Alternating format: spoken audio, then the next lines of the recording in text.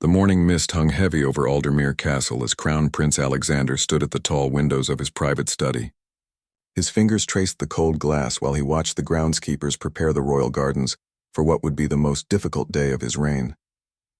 The weight of the crown felt heavier than usual, though it sat not upon his head but in his heart, where duty and personal anguish wrestled for dominance. Princess Isabella entered quietly, her footsteps muffled by the thick Persian carpet that had witnessed countless royal conversations over the centuries. Her normally radiant face bore the marks of sleepless nights and tear-stained pillows. The couple had always been the picture of royal grace, but today their composure cracked like ice under pressure. Alexander turned to face his beloved wife, and in that moment, no words were necessary. They both understood what lay ahead. The diagnosis had come 6 months earlier, delivered by the kingdom's finest physicians in voices that trembled despite their professional training. The rare genetic condition that had claimed Alexander's grandfather would soon claim him too. Unlike his grandfather, who had lived in an era of medical ignorance, Alexander knew exactly what awaited him. The progression would be swift once it began, and it had already started. Isabella moved toward him, her silk morning gown rustling softly in the silence. Her hands found his face, cupping it gently as she had done countless times during their 15 years of marriage. But this touch carried the weight of finality. They had discussed this moment in whispered conversations behind closed doors, away from the ears of courtiers and the watchful eyes of palace staff. The decision they had reached was one that would shock the kingdom to its core. Outside, the people of Aldermere went about their morning routines, unaware that their beloved royal couple had made a choice that would change the monarchy forever. Street vendors prepared their stalls, children walked to school with books clutched tightly, and elderly citizens fed pigeons in the town square. The normalcy of life continued while behind castle walls, history prepared to unfold. Alexander had always believed that a king's greatest duty was not to his crown, but to his people and his family. The constitutional crisis that would follow his abdication had been carefully considered. His younger brother, Prince Christopher, was more than capable of assuming the throne, and the parliament had been quietly prepared for this possibility. What they hadn't prepared for was the reason behind it. The couple had chosen love over duty, though they would never phrase it that way publicly. They had chosen to face Alexander's final months together, away from the suffocating protocol of royal life, away from the constant scrutiny that turned even grief into a public spectacle. It was a decision that flew in the face of 1,000 years of royal tradition, yet it felt like the only honest choice they could make. Isabella's voice broke the silence, barely above a whisper. She spoke of their children, Prince Edmund and Princess Charlotte, who were away at university and still unaware of their father's condition. The decision of when and how to tell them had been postponed too many times, but today, that conversation could wait no longer. The weight of protecting them from the harsh realities of royal life had always been heavy, but now it felt impossible. As the morning sun climbed higher, casting long shadows across the ornate study, Alexander made his way to the antique writing desk where countless royal proclamations had been penned. Today, he would write the most important document of his life. Not a decree or a law, but a letter to his people explaining why their king had chosen to step down in his prime, why duty had given way to something more fundamental and human. The pen felt strange in his hand as he began to write. Each word was chosen carefully, knowing that history would judge not just his decision, but how he explained it to a nation that had loved and trusted him. The letter would be read aloud in Parliament, broadcast across the kingdom, and debated in coffee shops and university halls for generations to come. But in this moment, it was simply a man trying to explain why love sometimes requires the ultimate sacrifice. The royal physician, Dr. Margaret Thornton, arrived at precisely 9 o'clock, her medical bag containing the latest test results that would confirm what everyone in the room already knew. She had served the royal family for over 2 decades, delivering both princes and princess, treating childhood ailments and minor injuries. Never had she imagined she would be the bearer of such devastating news, or that she would witness a king's final medical consultation while still wearing his crown. Isabella had insisted on being present for every medical appointment, despite Alexander's protests that she shouldn't burden herself with the clinical details. But she had learned long ago that royal wives were expected to be strong in ways that ordinary women never had to consider. She sat perfectly straight in the leather chair beside Alexander's, her hands folded in her lap. Every inch the composed princess even as her world crumbled around her. Dr. Thornton's voice was steady but gentle as she explained the progression they could expect over the coming months. The neurological deterioration would be gradual at first, then increasingly rapid. There would be good days and difficult ones, moments of clarity followed by confusion. The timeline was unpredictable, but the outcome was not. Isabella listened to every word, filing away each detail as if memorizing a poem. Because in a strange way, this medical prognosis was becoming the most important literature of her life. Alexander asked the questions that a king must ask. How long before his cognitive function would be compromised? When would he no longer be able to fulfill his constitutional duties? At what point would the crown's dignity be better served by his absence than his presence? These were not questions any man should have to ask about himself. But kings learned early that personal comfort was a luxury they couldn't afford. The answer came with crushing clarity. Within 3 months, possibly sooner, Alexander would need to step back from public duties. Within 6 months, the progression would make any kind of royal responsibility impossible. The man who had spent his entire life preparing to serve his people would become unable to serve anyone, including himself. The irony was not lost on any of them. After Dr. Thornton departed, promising to return the following week with a more detailed care plan, Alexander and Isabella sat in silence for nearly an hour. The ornate clock on the mantelpiece ticked away precious seconds, each one bringing them closer to the inevitable. Outside, they could hear the distant sounds of palace life continuing as normal. Guards changing shifts, kitchen staff preparing lunch, groundskeepers tending to the rose garden that Isabella had lovingly cultivated over the years. The decision they had made weeks earlier now felt both more urgent and more impossible. Stepping down from the throne meant abandoning the life they had built together, the roles they had perfected, the people who depended on them. But staying meant watching Alexander's dignity slowly disappear under the harsh lights of public scrutiny, turning his suffering into a national tragedy played out in real time.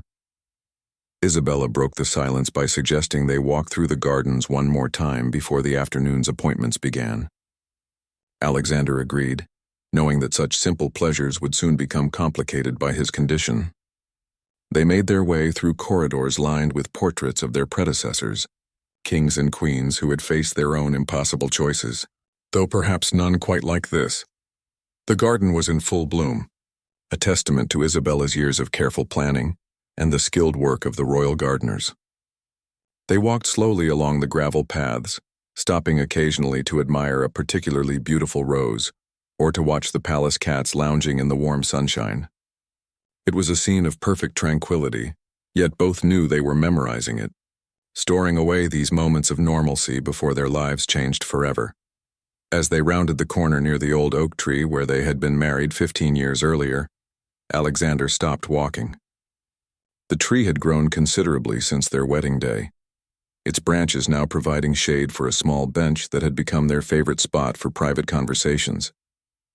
They sat together in comfortable silence, watching clouds drift across the autumn sky.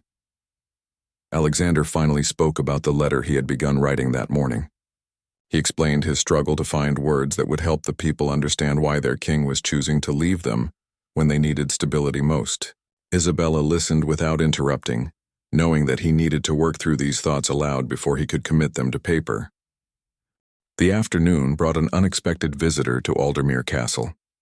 Prince Christopher, Alexander's younger brother, had driven up from the capital after receiving an urgent but cryptic message from Isabella. He strode through the palace corridors with the confident bearing that had made him a favorite among the people, though he had never expected to be more than the spare heir. His military background had taught him to read situations quickly, and the solemn faces of the palace staff told him everything he needed to know before he reached his brother's study. Christopher found Alexander and Isabella in the library, surrounded by books about constitutional law and royal precedent. The sight struck him as oddly academic for what he sensed was a deeply personal crisis. Alexander looked up from a particularly thick volume about abdication procedures, and Christopher saw something in his brother's eyes that he had never seen before. Not fear exactly, but a kind of resigned determination that spoke of decisions already made. The conversation that followed would later be remembered by all three participants as one of the most important of their lives. Alexander explained his condition with the same directness he had always brought to state matters, laying out the medical facts without sentiment or self-pity.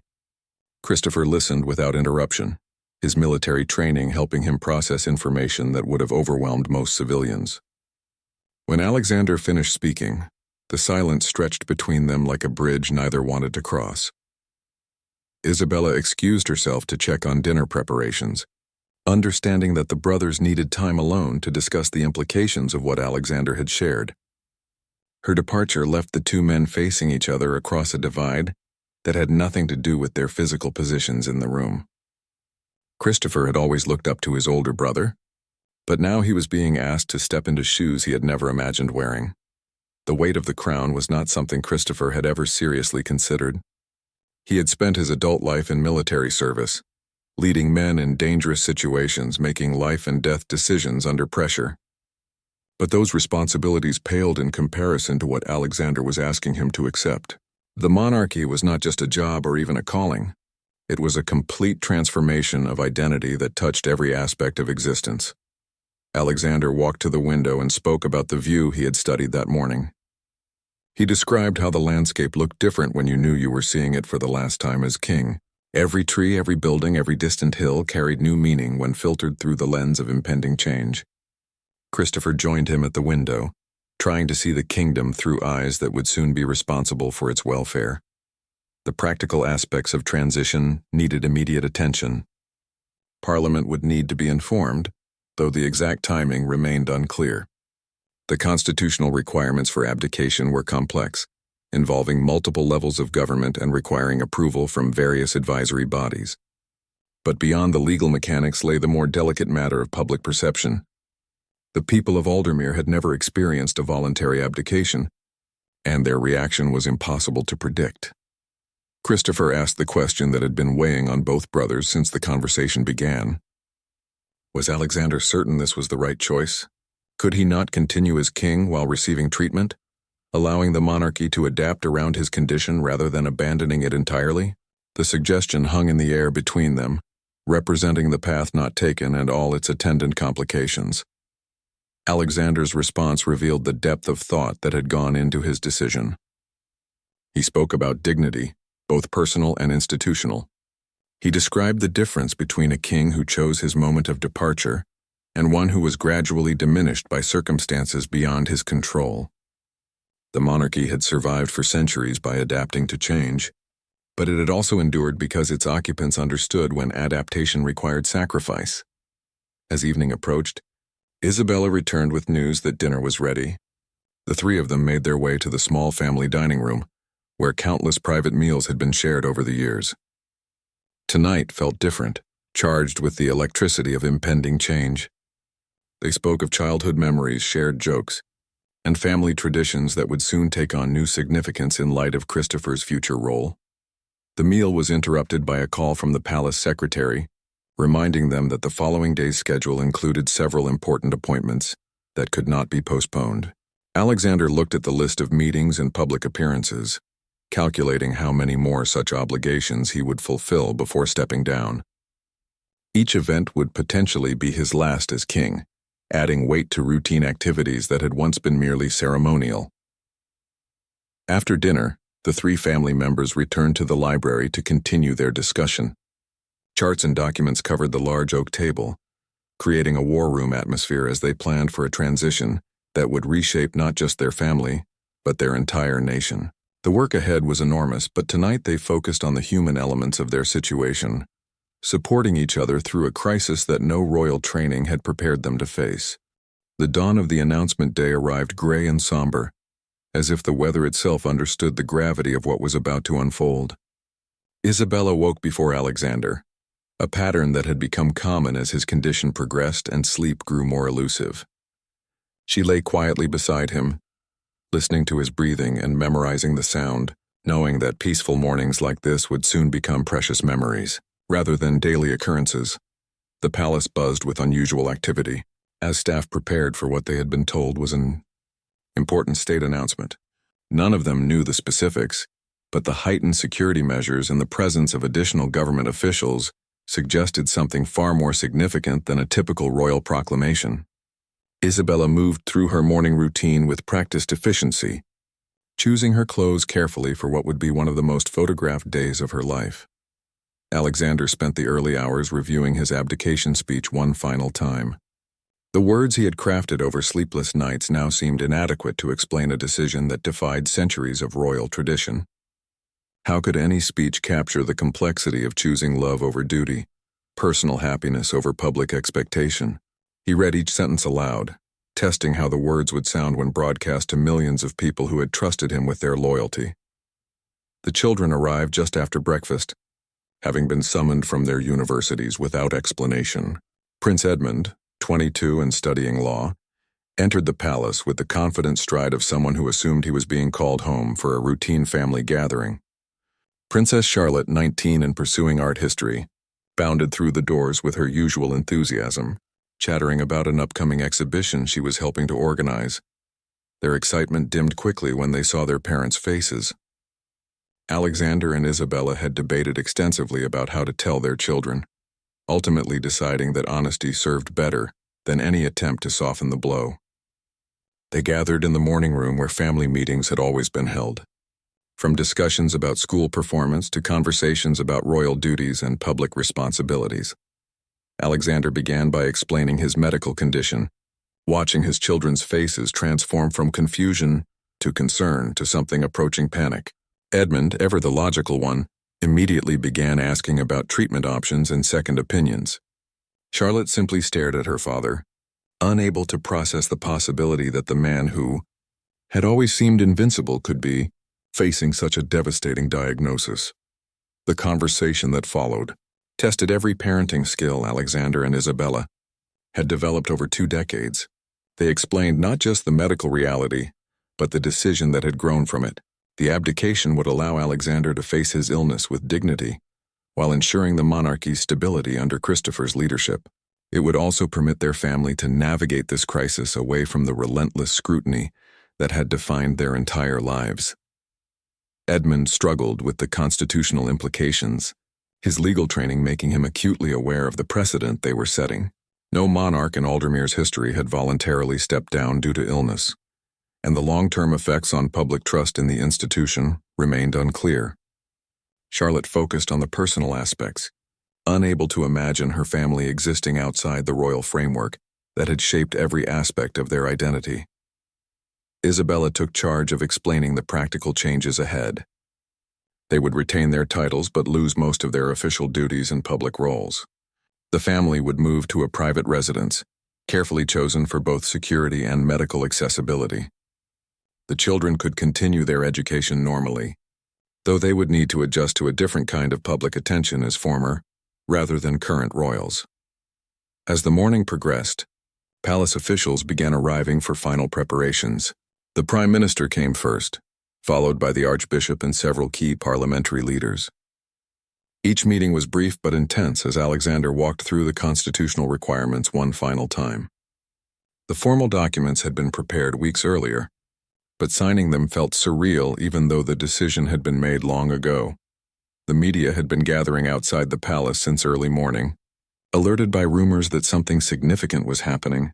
News vans lined the streets and reporters speculated endlessly about the nature of the announcement. Some suggested a major policy initiative. Others worried about a national security crisis. None guessed the truth that would soon shock the kingdom to its core. Isabella found herself drawn repeatedly to the windows, watching the crowds that had begun forming beyond the palace gates. These were the people who had cheered at royal weddings, waved flags during jubilee celebrations, and lined streets for countless processions. Soon they would learn that their king was stepping down, not because of scandal or political pressure, but because of love and the desire to face illness with dignity. The family's final lunch as the reigning royal household was a quiet affair. Conversation was minimal as each person dealt privately with the magnitude of the afternoon ahead. Alexander barely touched his food, while Isabella focused on ensuring everyone else ate properly. The children asked occasional questions but seemed overwhelmed by the enormity of what was happening to their family and their country. The great throne room had been transformed into a stage for history. Television cameras were positioned at precise angles to capture every detail of what would become one of the most significant royal moments in centuries. The ornate chairs that had witnessed countless coronations and state ceremonies now served as the backdrop for an unprecedented farewell. Alexander stood before the assembled crowd, wearing the crown for what he knew would be the final time. The audience was carefully selected but diverse, representing every segment of society that Alexander had served during his reign. Government ministers sat alongside community leaders, military officers next to university professors, religious figures beside artists and writers. Each face in the crowd reflected a different aspect of the kingdom that Alexander was preparing to leave, and he took a moment to acknowledge them all with his gaze. Isabella sat in the front row with Edmund and Charlotte, her composure perfect despite the emotional turmoil underneath. She had insisted on wearing the sapphire necklace Alexander had given her on their wedding day, a subtle symbol of the love that had sustained them through every challenge of royal life. Her presence anchored Alexander as he prepared to deliver the most difficult speech of his life. Christopher stood to one side in his military dress uniform, ready to accept responsibilities he had never sought, but would embrace with the same dedication his brother had shown. The weight of impending kingship was visible in his bearing, though he maintained the stoic expression that had served him well in combat situations. This transition would require all the courage and leadership skills his military career had taught him. Alexander began speaking without notes, his voice carrying clearly through the magnificent room and beyond to millions of television viewers. He spoke first of gratitude, thanking the people for their trust and support throughout his reign. He acknowledged the privilege of serving as their king and the honor of representing their nation on the world stage. These opening words established the tone of dignity and respect that would characterize the entire address. The revelation of his medical condition came slowly, delivered with the same straightforward honesty he had always brought to public communication. Alexander explained the diagnosis in terms that ordinary citizens could understand, avoiding medical jargon while making clear the seriousness of his situation. He spoke about the progression they could expect in the difficult decisions that lay ahead for him personally, and for the monarchy as an institution. The announcement of his abdication struck the room like lightning. Despite rumors and speculation, hearing the words spoken aloud created a moment of collective shock that rippled through the audience and across the kingdom. Alexander paused to let the reality sink in before explaining his reasoning. He spoke about duty taking many forms, including the duty to preserve the dignity of the crown and the stability of the realm. Isabella felt tears threatening for the first time that day as Alexander spoke about their marriage and family. He acknowledged her unwavering support and her willingness to face an uncertain future with grace and courage. He praised their children for their understanding and maturity in accepting changes that would affect every aspect of their lives. These personal words transformed the constitutional crisis into a human story of love and sacrifice. The constitutional aspects of the transition were explained clearly and thoroughly. Alexander detailed the legal requirements that had been met, the parliamentary approvals that had been secured, and the timeline for Christopher's formal coronation. He emphasized that the monarchy would continue uninterrupted, ensuring stability during a period of significant change. The institutional framework had been carefully preserved, even as leadership transferred to new hands. Alexander's voice grew stronger as he spoke about his brother's qualifications for kingship. Christopher's military service, his understanding of modern challenges, and his commitment to public service had prepared him well for royal responsibilities. The transition represented not just continuity but renewal, bringing fresh perspectives to an ancient institution. Alexander expressed complete confidence in his brother's ability to serve the people with distinction. The speech concluded with Alexander's vision for his remaining time as a private citizen.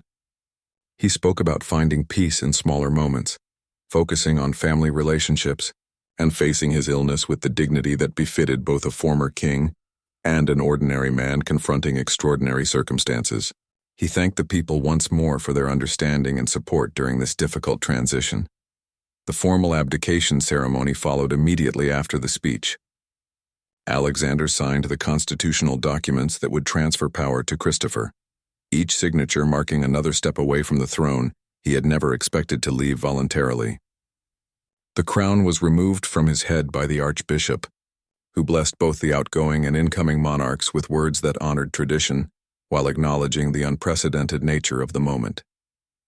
Christopher's acceptance of the crown was brief, but moving.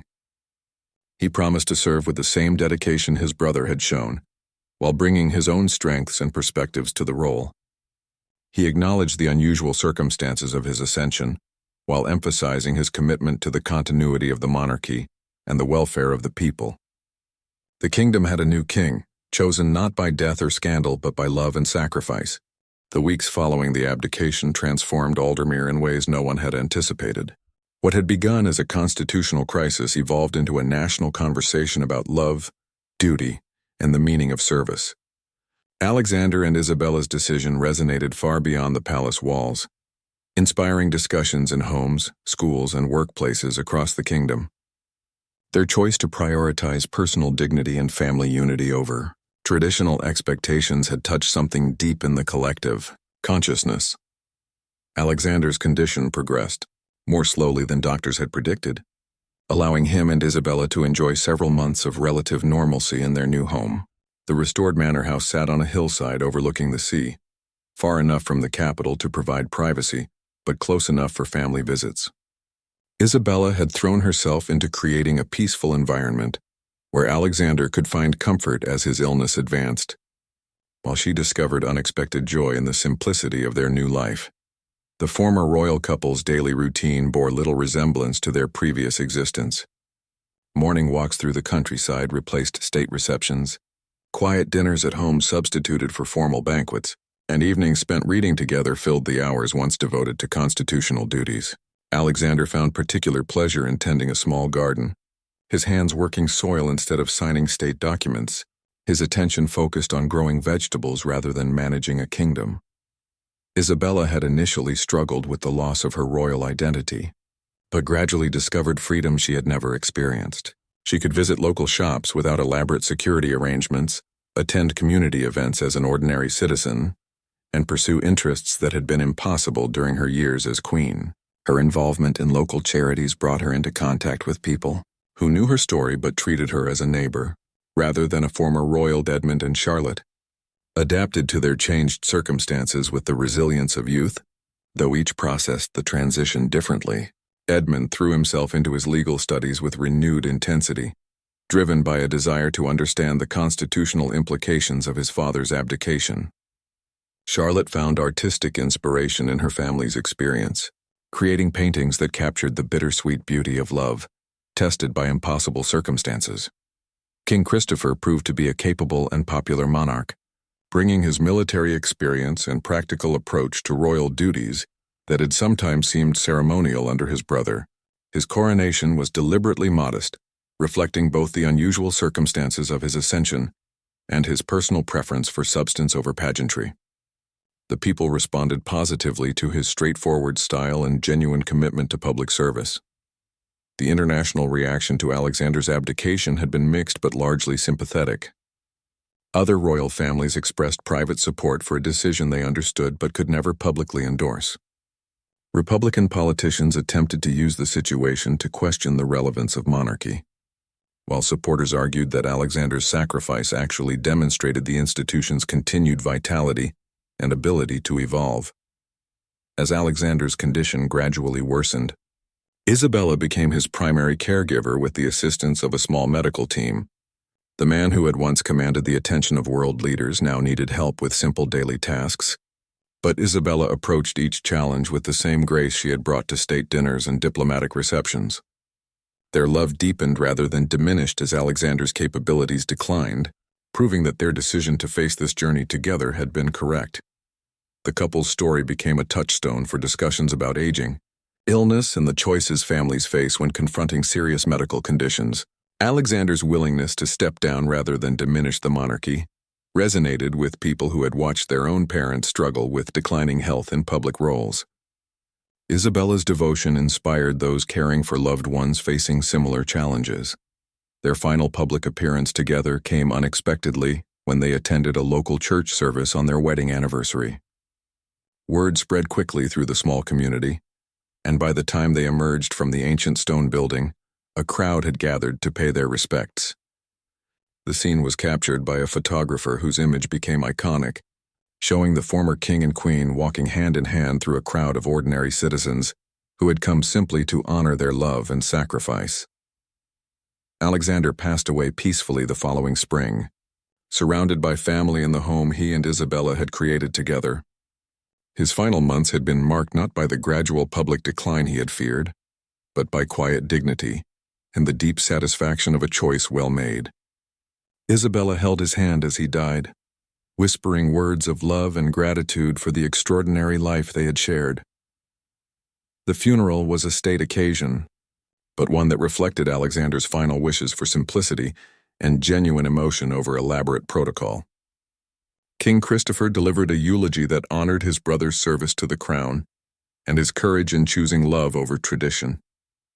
Isabella spoke briefly but movingly about a man who had been both a king and a husband, who had understood that true leadership sometimes required the ultimate sacrifice of stepping aside. In the years that followed, Alexander and Isabella's story became part of Aldermere's national mythology, taught in schools as an example of how love and duty could coexist even in the most challenging circumstances.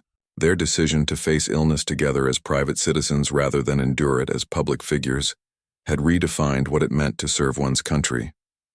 They had shown that sometimes the greatest act of leadership was knowing when to step away, and that the deepest expression of love was choosing to protect what mattered most, even at great personal cost.